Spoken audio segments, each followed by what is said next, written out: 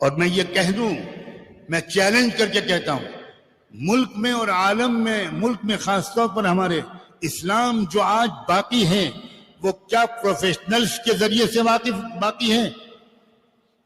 بتاؤ، کھل کے جواب دو۔ یہ فقیروں کے ذریعے سے ہے، یہ مدرسے والوں کے ذریعے سے ہے، یہ تبلیغ کے غریب لوگوں کے دم سے ہے جن کو ABCD بھی نہیں آتی۔ کیا تبلیغ سے بڑھ کر پروفیشنلزم تم دنیا میں کسی گروپ میں دکھا سکتے ہو؟ پروفیشنلزم کہتے کس کو؟ تم کو اس کی اسپیلنگ بھی نہیں معلوم۔ میں 40 سال تبلیغ میں نے ٹھوکریں کھائی ہیں، اور میں نے یہ تک کہا ہے، حضرت جی کے سامنے کہا ہے کہ تبلیغی جماعت کا جو سسٹم ہے یہ پوری دنیا کی حکومتیں چلا سکتا ہے اور مسجد سے چلا سکتا ہے۔ نو سیکریٹریٹ، نتھنگ، مسجد سے بیٹھ کر پوری ملک کی حکومتیں چلائی جا سکتی ہیں۔ کیا دیکھا ہے تم نے بھائی؟ پروفیشنل کیا ہے یہ؟ اس سے مروب کرتے ہو ان الفاظ سے۔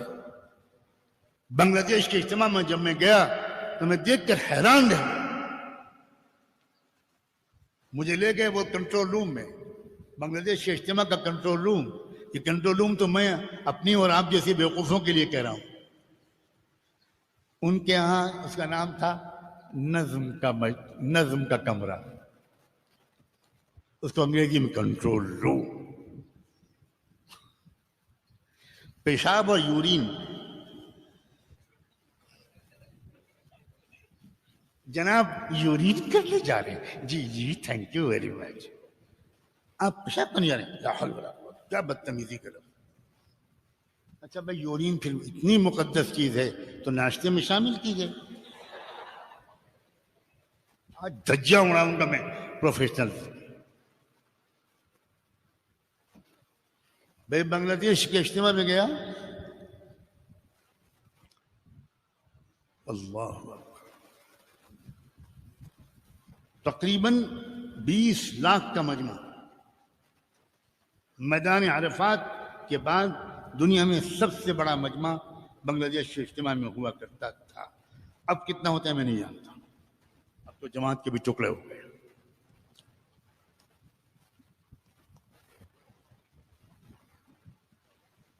وہ لوگ مجھے منتظمین حضرت جی نے فرمایا کہ ان کو لے جاؤ۔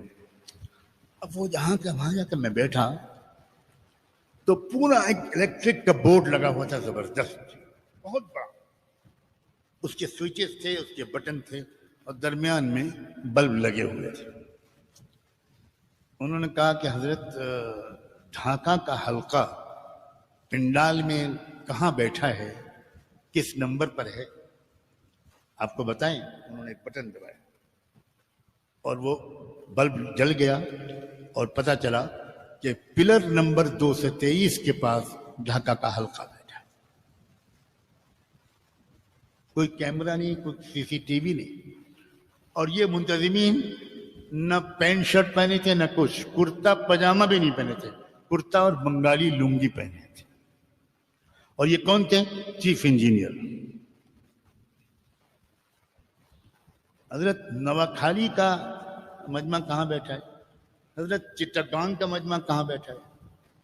آپ بٹن دبائیے، اب پتہ چلا۔ اب آپ کو جانا کس راستے سے؟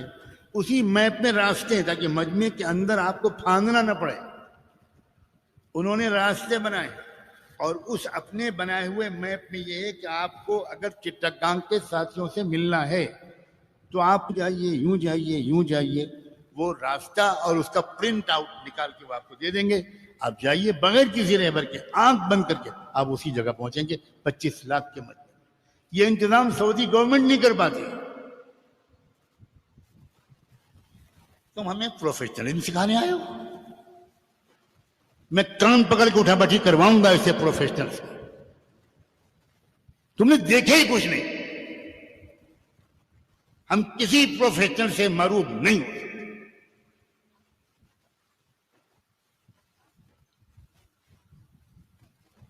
صحابہ سے بڑھ کر کوئی ہے پروفیشنل؟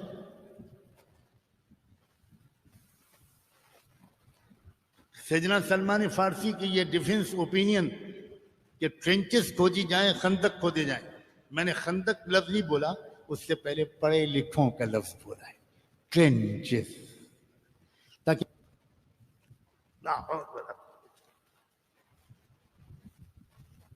یہ ڈیفنس ٹیکنالوجی اور ڈیفنس کی سائنس کا ایک عجیب و غریب مشورہ تھا جو سیدنا سلمان فارسی، وہ کون سے ڈیفنس کالج سے پڑھ کر آئے تھے؟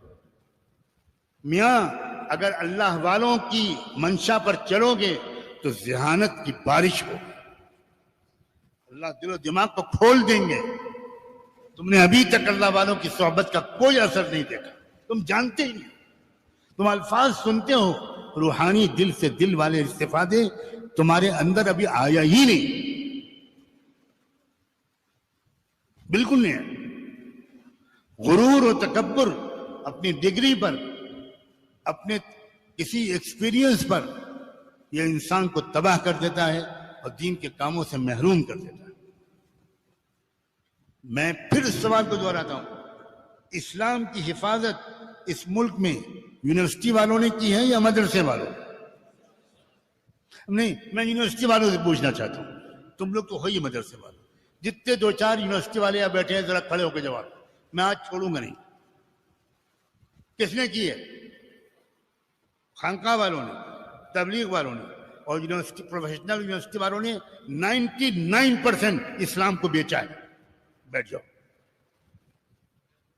مدرسے والوں آپ بتائیے، کھڑے ہو۔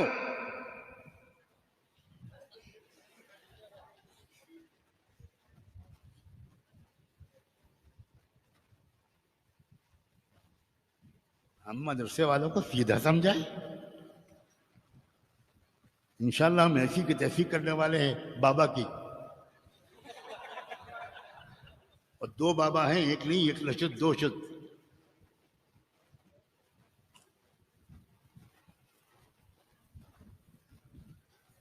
فخر کرو اپنے اکابر پر، بالکل مروب مت ہو۔ علماء ایسی انگریزی بولو کہ انگریز بھی گھبرا جائیں کہ بھیا یہ کون سی لارڈ مارٹن کا پوتا ہے، ایسی انگریزی بولو، ایسی عربی بولو کہ محمود العقاد اور لطفی منفروتی تمہاری تحریر اور تمہاری تقریر پر دانت دیں۔ محنت کرنی پڑے گی، انشاءاللہ کہنے سے کام نہیں چلے گا، وزن گھٹاؤ اپنا۔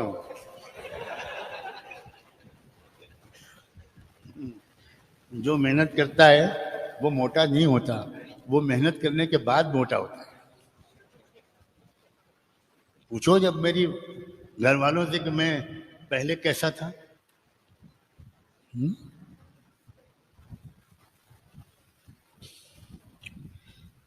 سارے طبقے عزیز ہیں مگر ہماری قیادت علماء کریں گے، مشائخ کریں، اہل اللہ کریں، کیونکہ فراست ان کے پاس ہوتی ہے۔